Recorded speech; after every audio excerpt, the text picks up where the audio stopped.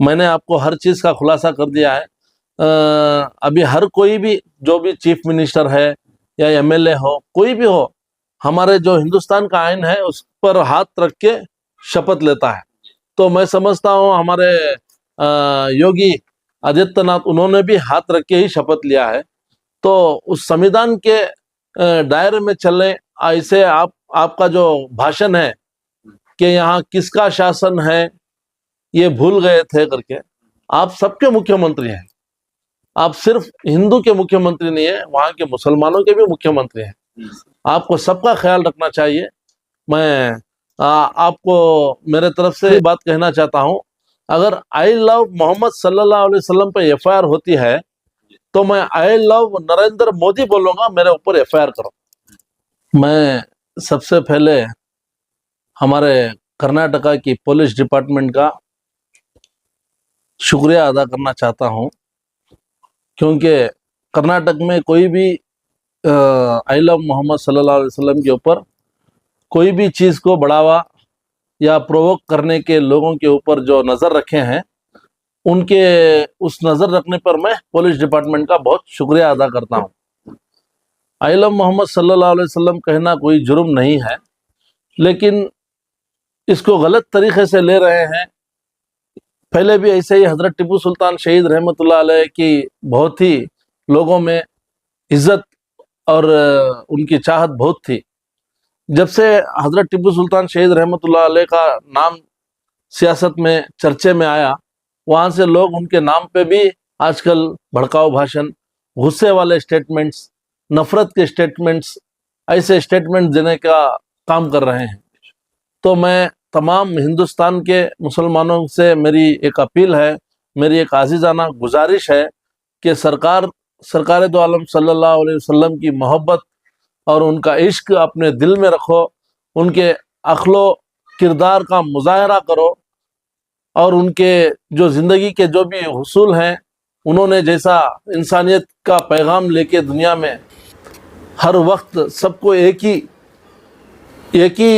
नज़र से देखने का जो काम किया है, ऐसे काम करो। वसल्लम की आंखों की ठंडक नमाज है, नमाज पढ़ो।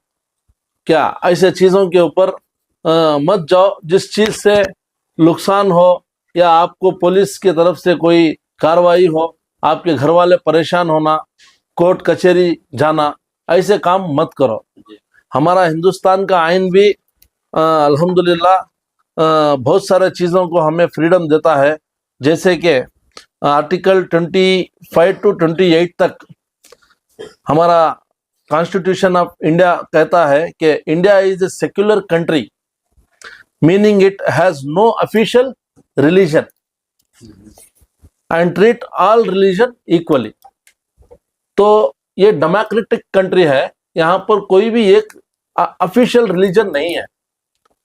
तो इस वजह से मैं हमारे जो कानपुर का हादसा हुआ, कानपुर में जो मुसलमानों के ऊपर जुल्म हुआ, वो बहुत ही दर्दनाक और एक अफसोसनाक हादसा है। मुसलमानों को बहुत ही बुरी तरीके से पीटा गया। ये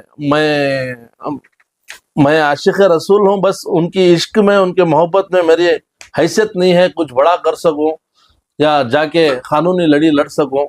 मैं उतना बजट आदमी नहीं हूँ, मैं उनका आशिक हूँ। तो इतना तो मेरा हक बनता है कि मैं आपके माध्यम से, आपके चैनल के माध्यम से कुछ पीसफुल मैसेज सारी कंट्री और हमारे कर्नाटक स्टेट के लोगों और ख़ास करके हमारे बेंगलुरु के नौजवान जो कभी भी पुरजोश में रहते हैं कि सरकार की शान पे हम मर जाएंगे, मिट जाएंगे।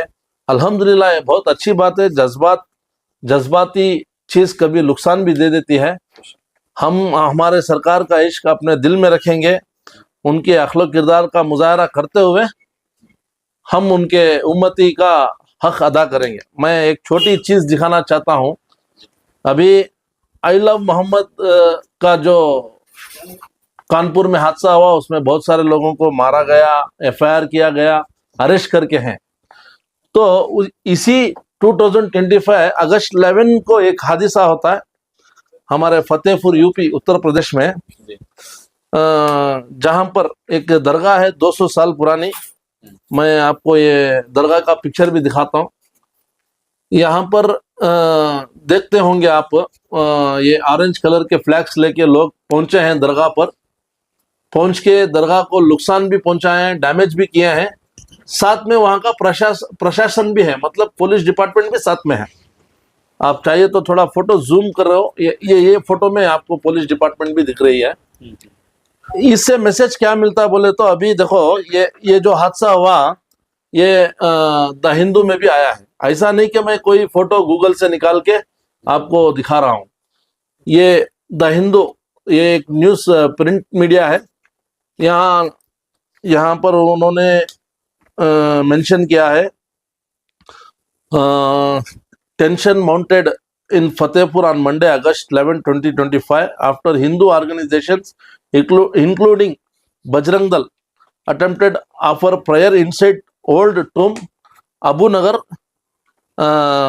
उत्तर प्रदेश, फतेहपुर। तो मैं क्या बोल रहा हूं, अभी यहाँ पर प्रशासन के साथ आप ओपनली वायलेंस कर रहे हैं। अभी एक पीसफुल प्रोटेस्ट करने वालों को मारा गया है, एफआईआर भी करके हैं। तो मैं कहना ये चाहता हूँ, क्या इंडिया में मुसलमान को अलग कानून है और हमारे हिंदू ब्रदर्स को अलग कानून है क्या? जबकि हमारा आइन क्या कहता है,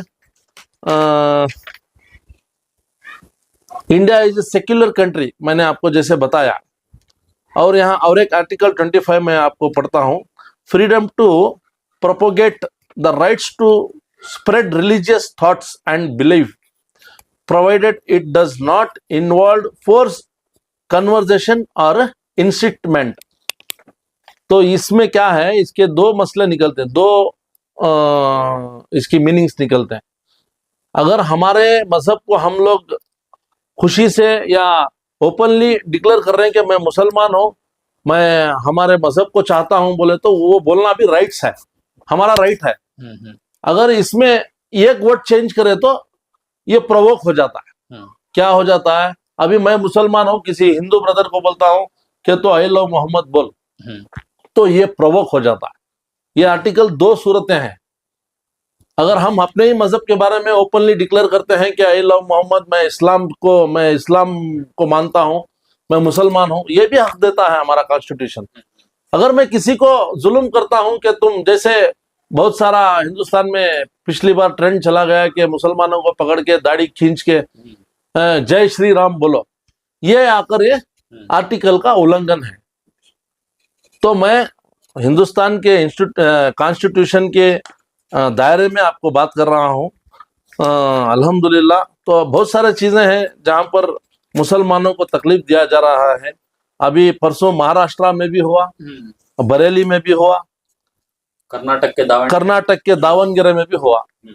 तो मैं तमाम कर्नाटक और मुसलमान के बेंगलुरु के मुसलमानों से गुजारिश करता हूं, किसी के कहने पर भी आप आई लव मोहम्मद का बैनर मत बनो और आई लव मोहम्मद के आप प्रोटेस्ट भी मत करो। कानून के दायरे में फाइट करेंगे, जो भी हमें तकलीफ दिया है उसके ऊपर कानूनी लड़ी लड़ेंगे। और कानूनी लड़ी लड़ने के लिए मैं तमाम बेंगलुरु के दानिश्वर लोगों से, लीडरों से, बड़े बड़े जो कर्नाटक के बड़े बड़े लीडर्स हैं, मुसलमान लीडर्स, उनको मैं मेरे तरफ से कहना चाहता हूं कि आप लोग ऐसे मामलात में थोड़ा आगे आए, आगे आकर के जो कानून के दायरे में है वो करें, किसी को प्रोवोक करने का काम मत करें जी। जैसे कि आप बहुत सारे स्टेट्स में देखो, अभी जैसा कि सेंट्रल गवर्नमेंट में ही बहुत सारे ऐसे ऐसे कानून इंप्लीमेंट कर लिए हैं। बहुत बड़े बड़े करप्शंस के ऊपर भी आप जाके उनको कोर्ट में हम ये नहीं कर सकते, अपील नहीं कर सकते, क्योंकि कानून ही बना दिया कि इसके ऊपर कुछ भी इंक्वायरी या फिर कोर्ट कंप्लेंट नहीं हो सकता। तो उन्होंने ऐसा काम कर रहे हैं कि आप भी, कर्नाटक की असेंबली में भी 8 से 9 मुसलमान एमएलएस हैं। मैं चाहता हूं उनको मेरे तरफ से एक मैसेज देना चाहता हूं, हमारे ऊपर भी जो जुल्म हो रहा है उसके ऊपर भी आप थोड़ा नजर करो, उसके ऊपर भी आप थोड़ा गौर फिक्र करो। बस आपकी धुन में आप रहेंगे तो कौम रास्ते पे आ जाएगी। डीजे हल्दी के मसले में भी आज भी लोग तड़प रहे हैं, कई लोगों के बीवी शौहर के रिश्ते टूट गए, कई लोगों को खुला मांगने के लिए औरतें हमारे इस्लामी इदारों को घूम रहे हैं और उनकी रिहाई के लिए कई कई लोगों के पास जाके भीख मांग रहे हैं। क्या मुसलमान इतना परेशान है? आज मुसलमान के लीडर्स को यहाँ पर कर्नाटक की हुकूमत ने इतने बड़े बड़े दर्जात पे रखे हैं, थोड़ा इन पर भी गौर करिए। मैं किसी का नाम लेना नहीं चाहता, मैं बस आप लोगों को ये रिमाइंड कराना चाहता हूँ